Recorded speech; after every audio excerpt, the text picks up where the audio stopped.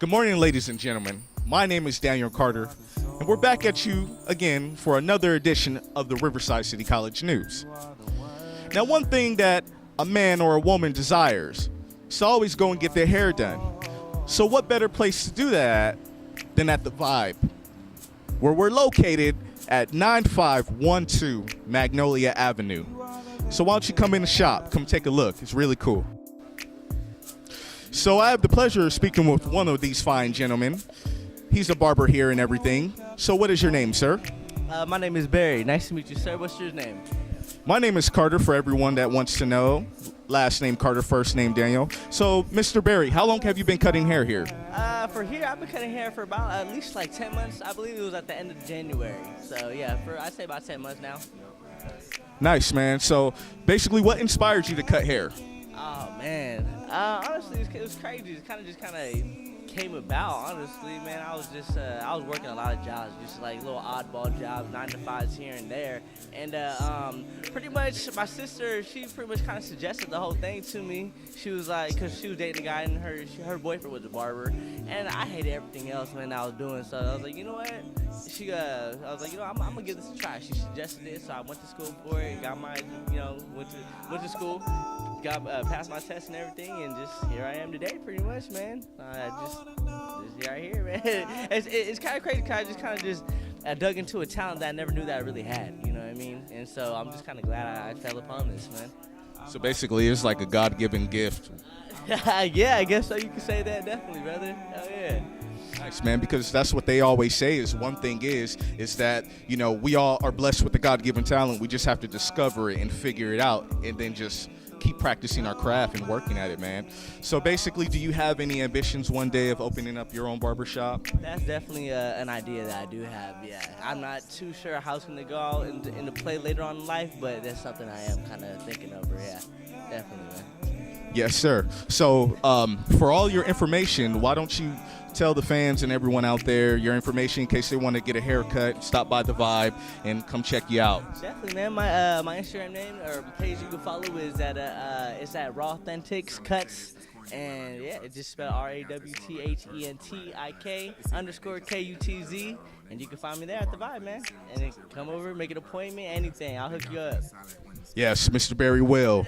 Back at you again. We have the pleasure of speaking with Mr. Allen himself. He is the owner of the barbershop. So how you doing today, sir? Good, man. I'm good. Good. So why don't you tell us about yourself? Tell us where you're from and where you grew up. I grew up in Inglewood, California. I grew up out there just, as a young dude, going to barbershops, going to, just different places. Learning about the culture of barbering, how it all works. And now I'm here today. Excellent, man. So since you're all the way from LA, what brought you all the way to Riverside? Actually, that's a good question there. My family, we came out here. We had some trouble. There was a lot of gang violence out there at the time, early 2000s. It started impacting my family directly, so we were blessed to be able to move to Menifee, Marietta area. Came out here, and, it's just been history ever since. I actually got out here after high school. Yeah. Yeah, it's Marietta. I live in Lake Elsinore, so that's right next door, Yeah, right down the street. Yeah, basically, man. So, how long have you been cutting hair for? It's been 11 years now, in shop. In shop. Yeah. What age did you start exactly? I was an apprentice. I started out at a shop downtown Riverside called Cold Cuts. Okay. And, it was a real cool experience. I learned a lot. I met a lot of people, good things, bad things.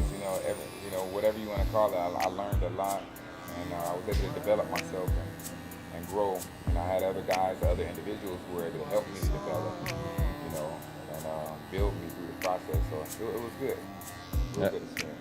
Excellent, man. So, it's a very good experience for you. But what inspired you to start cutting hair in general? Well, I'll say we was broke. We didn't have much money. So my pops, they you know, somebody in the family had to learn how to cut because we wasn't going to school with good haircuts. So I actually just picked up a pair of clippers, old clippers my dad had, and started cutting my own hair. After I realized I can kind of cut my own hair a little bit, push my hairline back. My little brother, he had me start cutting his hair, and then all of a sudden I started cutting the whole football team's hair, and then my house was packed. You know, it's crazy, man, because that's the main thing about people going to get their hair cut. Yeah. You know, you want to get the line pushed back, Push you back, know. right. I'm one of those people. I'm trying to save mine. Like, save as much as you can. At least for another 10 years. Couple millimeters. Yeah, but you know what? I mean, you know, once you get old, who cares? You just got to stay in shape. You're fine. Yeah, You know, so since you're the owner of the barbershop, man, you know, what inspired you to open up your shop? What really inspired me to open up my shop was, it was simply just environment. I have been in so many different environments where, you know, these stereotypical norms and social norms that are put on individuals, or whether it's your race, you know, your ethnicity, maybe your race, your color, your sex, sorry about that, your race, your sex, Yes. or whatever you were, you know, you had to operate a certain way, do things a certain way. I wanted to create an environment where everybody felt comfortable, Yes. felt accepted, felt safe, you know, and felt, you know, like they were going to get the top-notch service. So that's why I ended up opening the Vibe. I called it the Vibe for that reason. So since it's the Vibe, what is the typical age group from what to what that comes here for service? And we cut kids from 1 year old to adults 70, 80, 90 years old. You know, I had a client, one of my oldest clients is about 90, I believe. One of the guys over there has a client, he's the older guy too in his 90s. So we cut everybody, you know, we cut absolutely everybody. Excellent, man. And, you know, barbershops always have a special type of talent they do. Like sometimes, you know, the ladies with the salon area, they'll specialize in braids or whatever, or twist or anything like that. So what is the number one specialty that the Vibe offers to your clients? For us, we provide men's style, you know, just complete men's style, whether that's, really one of our specialties is versatility. Just being versatile in all men's style, that everybody from everybody, every ethnicity, every nationality, texture of hair. We don't turn down anybody. Have a good one.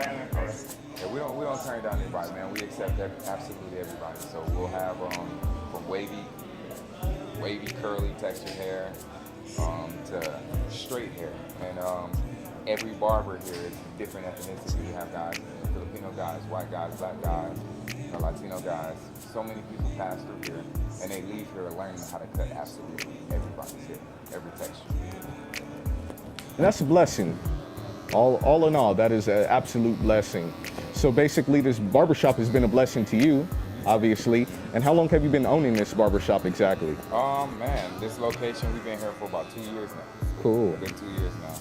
We had another location around the corner that was a smaller location. We was there about 3 years. So I think in total, the Vibe has been around good 5 years or so, off and on. You know, Excellent. getting ourselves established.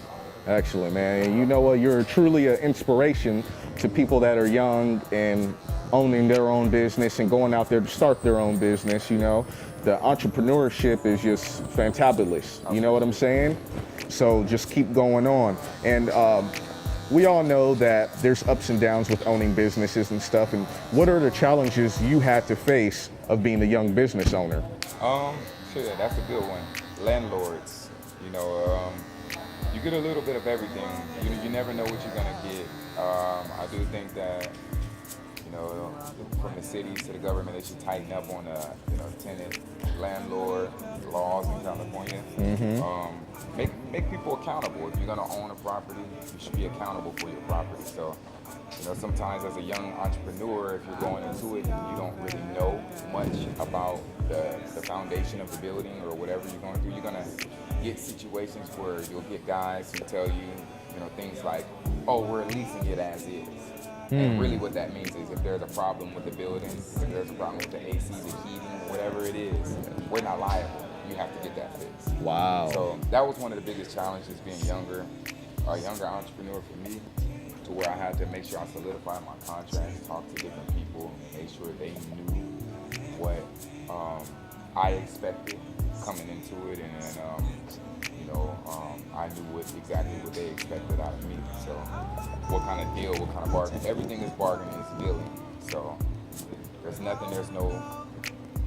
everything is dealing. You got to be a good business person. You got to have good business ethics. So it's just learning those things and being able to deliver.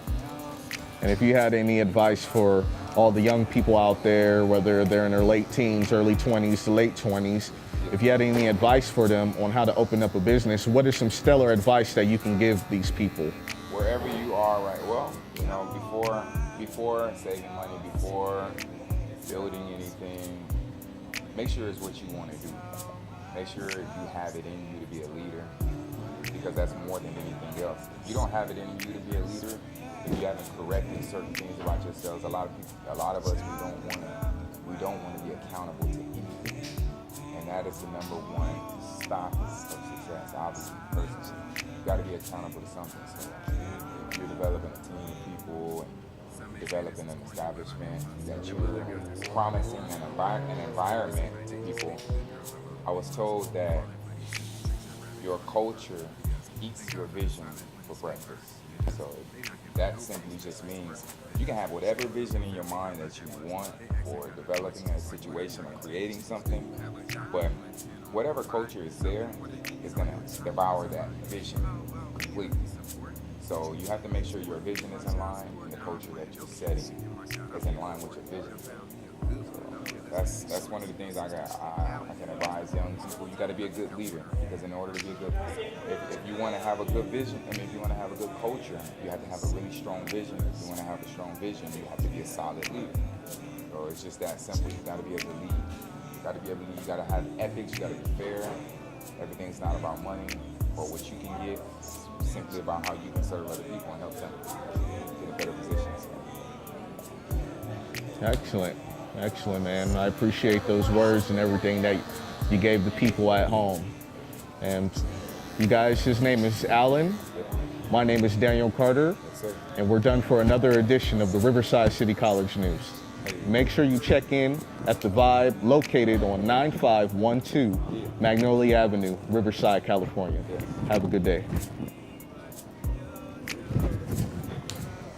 Make sure you tune in for another edition of the Lake Elsinore Special, where we will be discussing the stock market predictions for early 2019.